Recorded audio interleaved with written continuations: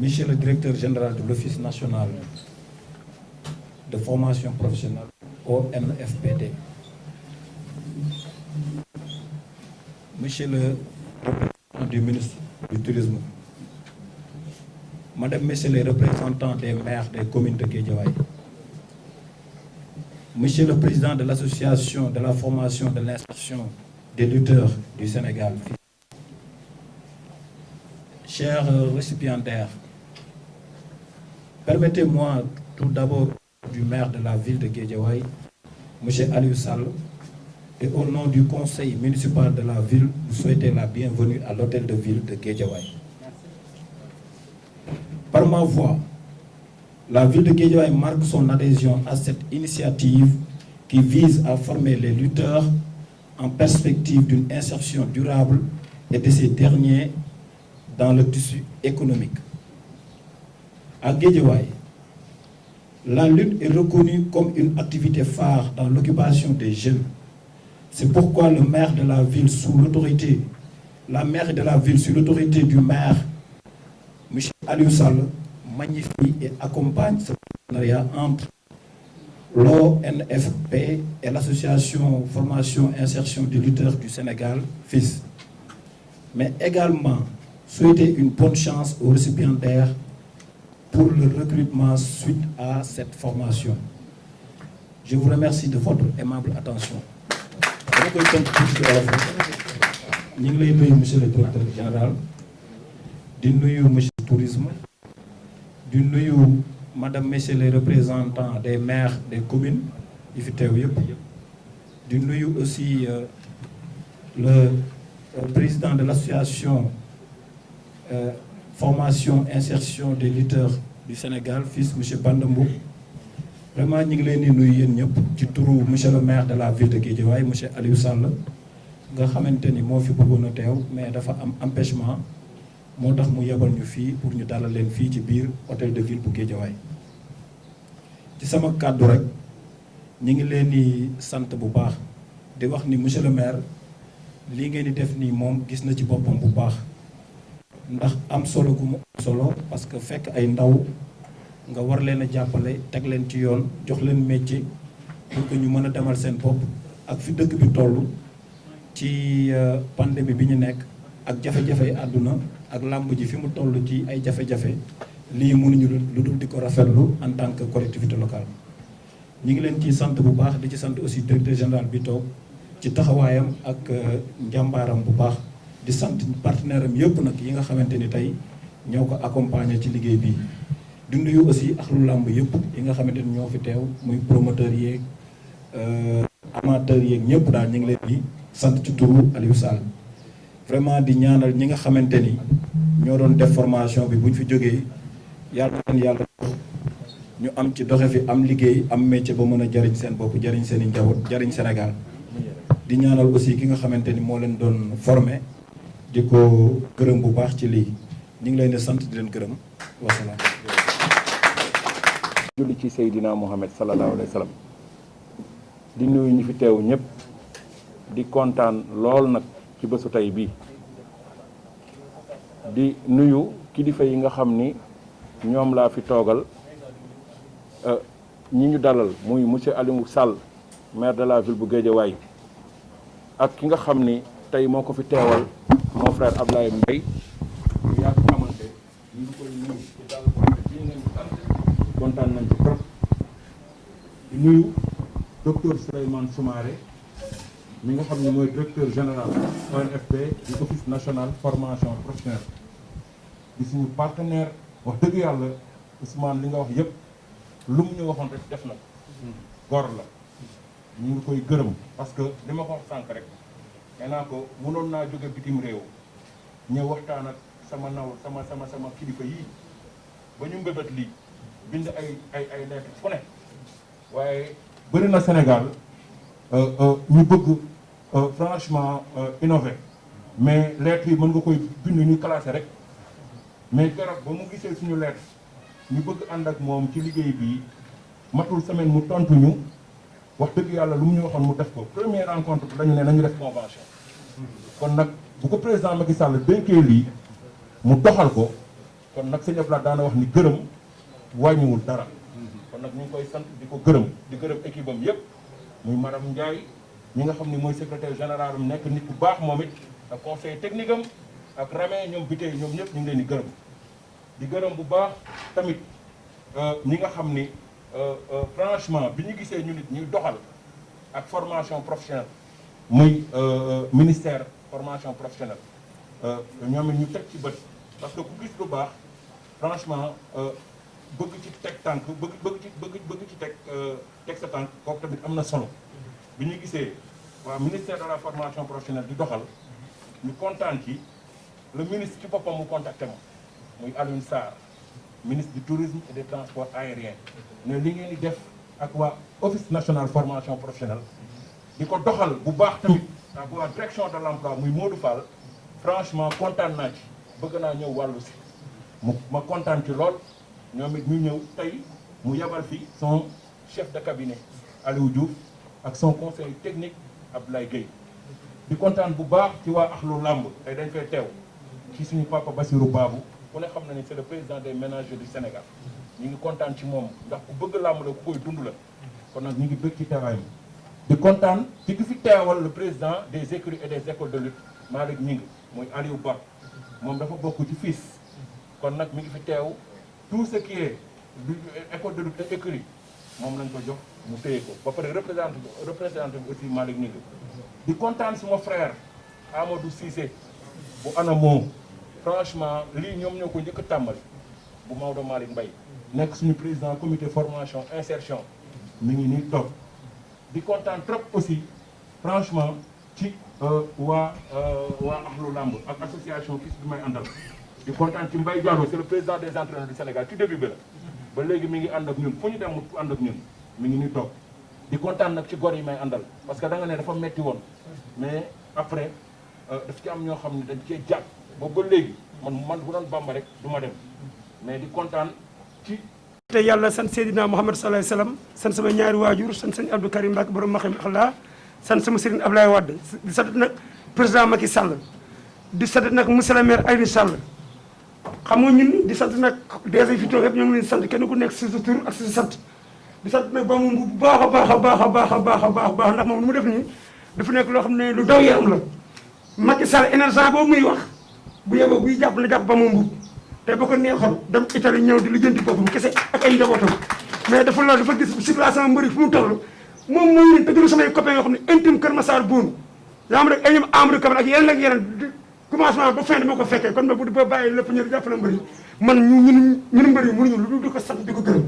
te xam nga mbëri tey bu ñu gisee nii gis yaaw jàll am na si lu mu bëggoon staff boo xam ne nii tey garde rapproché la même bu ñu defoon même bu ñu doon def lu ñaaw wala lu bon dootuñu ko def iyaa yu muy déeni ndax ñu ne yaawu jàll lu mu dugg lu ne te ñoom ñu nekk ay poids lourd buñ si duggee war nañ si mën a am ndam kon boog maa ngi si remercier waa Sénégal ñëpp waaye nag mbëri moom vraiment moom Bamba ñun amuñu sa fay yaa ma rek ñun amuñu sa fay ndax ji tey ñoo defal loo xam tey ndax tey dañoo defal loo xam ñu nu mbëri mën nañu bëri ba dee duñ ko xam nga image ñu ne yaawu jàll garde rapproché xam nga lu doy war la yaa ma rek kon boog yow Bamba moom yow gis nga DG yow ñu ngi lay sant bu baax di la gërëm autorité waa DG Souleymane Soumaré ñu ngi lay sant bu baax di la gërëm yéen ñi fi nekk ñëpp bu yeboo nag Bamba Mbuub moom bu yeboo fu ñuy jullee ba sant suñu ñaari waay ñu ngi koy sant bu baax di ko gërëm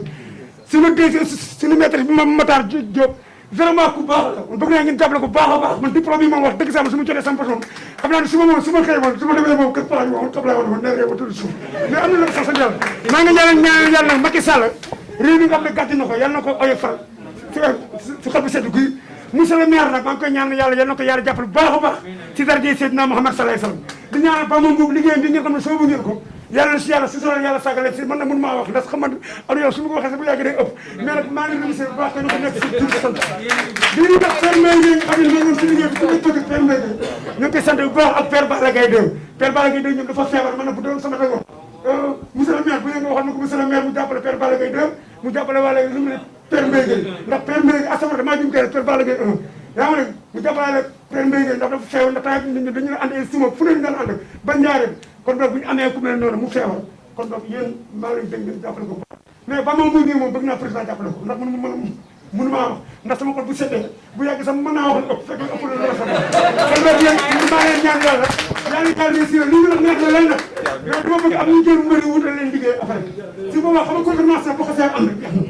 bu ñu nee mbëri am nañ diplôme am nañu liggéey ñëpp ñuy daw ñoo liggéey si nga xam ne Macky Sall ñu liggéey waaye fu ne bu jëlee gars yi diplôme rek amuñu liggéey def gars yi ñuy dóor ñuy xam rek kan Ndakaaru lu yàlla xam ta man nag du wax li ñu amee yàlla na yàlla jàppale ñu dal ñu foofu nag amul sala Le DG de l'ONFPT, M. Soumaré,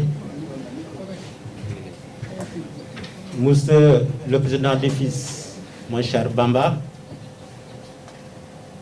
chers invités, chers récipiendaires, chère population de Guédiawaye. Au nom du ministre du Tourisme, Aliou Sarr, qui vous suit bien, je voudrais placer 2 mots seulement, vu le temps qui presse. On n'avait pas prévu de prendre la parole, on est venu en tant qu'invité observateur, mais on se réjouit quand même de pouvoir se prononcer par rapport à cet événement, cette grande activité d'une importance capitale. Pour dire que félicitations à Bamba, le tenant du fils, d'avoir initié une chose pareille. Félicitations aussi au DG de l'ONFP, M. Soumaré. Monsieur le DG, vous êtes de plein pied dans le PSE. Ce que vous êtes en train de faire, c'est la matérialisation de la vision du chef de l'État dans l'axe 2 du PSE, à savoir le capital humain. Ce que vous avez réussi à faire, c'est une capacitation destinée surtout à une frange de la population qui est une frange à la fois dynamique et fragile, la frange juvénile, les jeunes. La masse critique des jeunes au Sénégal est telle que il faut qu'on ait une vision par rapport à cette frange-là. Et cette vision n'est rien d'autre que leur capacitation. Le diptyque formation-insertion a été toujours une problématique cruciale des pouvoirs publics, de tous les régimes qui se sont succédés. Heureusement, dans le référentiel des politiques publiques que constitue le PSE, il est au centre,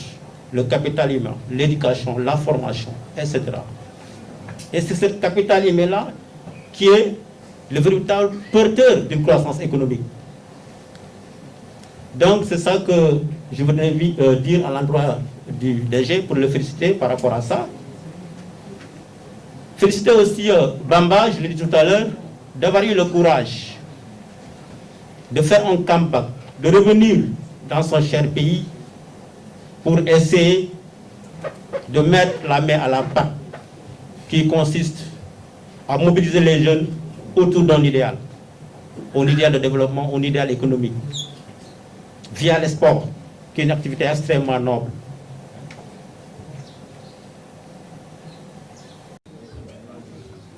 Monsieur le représentant du maire de la ville de Guédiawaye, messieurs les maires des communes de Médina Gounass, Ndiarème Limamoulaye, de Golf, de Wakhinane Nimzatt, messieurs les maires de Soum et de Keur Mandongo, monsieur le président de l'association Formation Insertion des lutteurs du Sénégal, FILS, monsieur Bamba, monsieur le président des managers du Sénégal, monsieur le président des écoles de lutte et des écuries, monsieur les lutteurs récipiendaires, monsieur le président des lutteurs en activité, madame la secrétaire générale de l'Office national de formation professionnelle, chers collaborateurs, chers invités.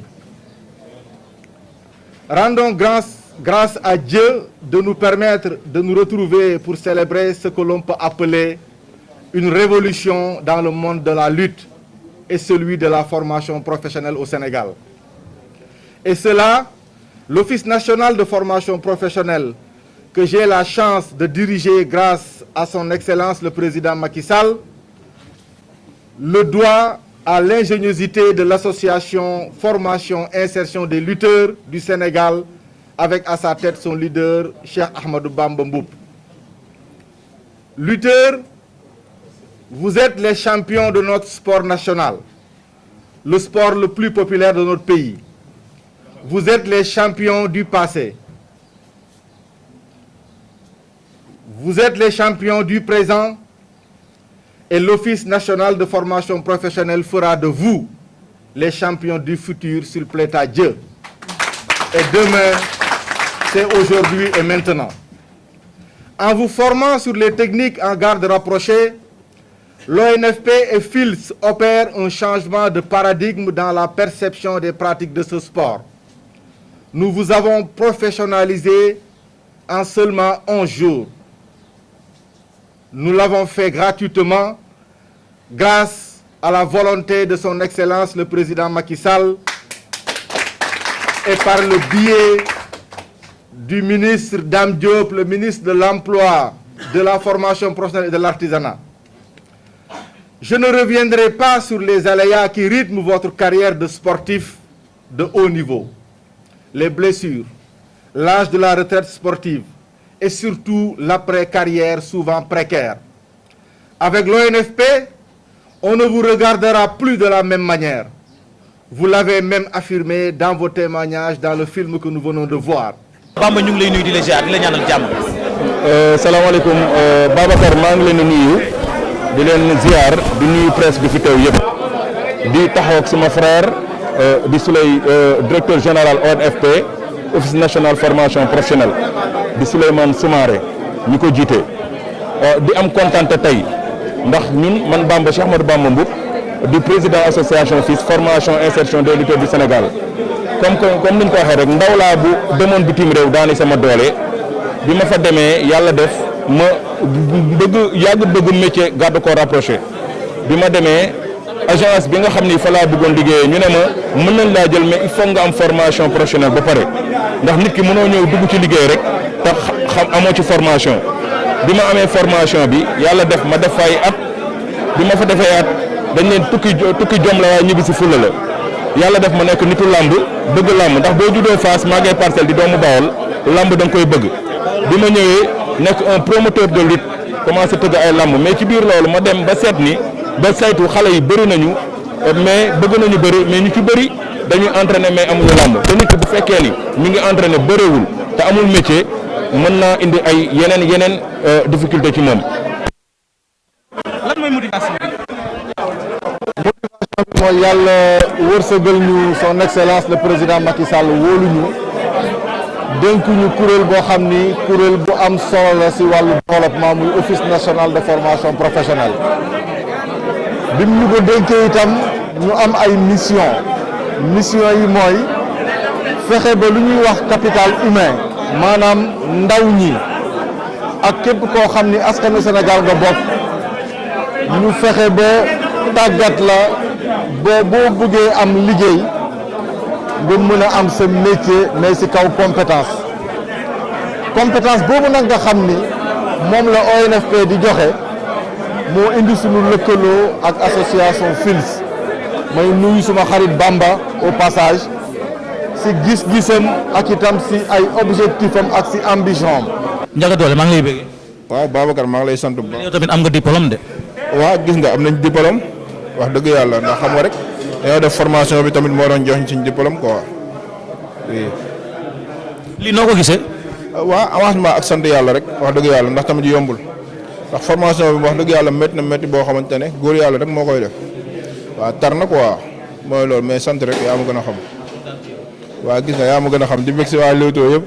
voilà tey ñu ngi ci fi ñu nekkoon rek ci Guédiawaye Tidiane Faye ku ko xam ko Lamsar le professeur de l'arène lañ ko doon wooye Tidiane maa ngi lay nuyu di la ziar. waaw sëñ Babacar maa ngi lay ziar. ba am nga jàmm. waaw alhamdulilah ñu sant bu baax nag. mu mel nii li ngeen nekkoon di ci def formation mu mel ni tey lañ leen jox seen ay diplôme wala seen ay li nga xam ne moom seen ay li wane ni yéen tey métier bii moom mën ngeen ko pratiquer. waaw sant yàlla bu baax julli si moom sant suñu ñaari waadu di sant waa OMS di sant waa association FILS ak ñi nga xam ne ñoo ñu formé suñu chef yi nga xam ne ñu sonn nañ ñoom ñëpp daal mënuñu leen a fay di kontaan tamit si yéen seen teewaay di kontaan ci mairie Guédiawaye bi njëkkee ko si Aliou Sall. mu mel ni yow tey am nga diplôme waaye tamit defe naa ne embauché nañ la yow ku mel ni Ama Ndaw. waaw sant yàlla rek parce que ñoom ñëpp mérité woon nañ ko wax dëgg yàlla ñun ñëpp ñu fa ne ko mérité woon nañ ko mun naa ne bu ma ci kenn magee kenn lay doon mbaa ñaar waaye ñi des mun naa ne samay rakk lañ te démérité wuñu wax dëgg yàlla parce que ñun ñoo ànd affaire bi si kii bi formation bi ba fu muy jeex ñu doonoon benn nag parce que da ngay ñëw des fois sa affaire bi dëgër si yow benn booy mooy ñëw jëndal la kon dem na mujj te bokkuñu écurie man ñett lañ fi ñu bokk écurie waaye ñi des yëpp bokkuñu écurie mais tey dafa mel ni tey di ñun benn luy wax ne làmb mbër yëpp benn lañ lii moom moo ko wane tey jii nii lii day gën a jàppal bëri may wax ñaax nag sama mais mbër yi nga xam ne tey jii nii ñi ngi pratiquer làmb maa ngi leen di ñaan ñu def li parce que làmb rek du métier. waaw dégg daan naa dégg sa entraîneur Père Max mu ne làmb tegandaay la. waaw loolu dafa leer parce que barki démb rek laay jaar foofu noonu si moom sax jaar fa ñuy waxtaan ci loolu mu ne ma nag yow moom mënu ma wax si yow sax affaire noonu man daal père maa ngi koy bàyyi yàlla daal mu fay ko di ñaan sama président écurie sama père entraîneur yi ñëpp di leen ñaanal jàmm daal. am nga leen proposition combat. non ñi ngi di wax nag ñi ngi wax tout le temps waaye xam nga comme ak feebar bii nii booy dugg na doon lu leer daal. yooyu. te ren sa écurie ñu ngi koy cité ci ni moo jiituwaat Lamsar loolu bi nga ko déggee noo ko déggee. waaw rafetlu loolu bu baax parce que li may wax rek chaque jour ñu dañoo bëri ay ndaw yu fay bëri mun nañ ne Tidiane dafa formé ay booy ak ay ñoom Max ñoom père Aline Diop ñoom ñëpp booy nekk suñu ginnaaw déggal ñu tamit wax dëgg yàlla kon ñun buñ bëriwul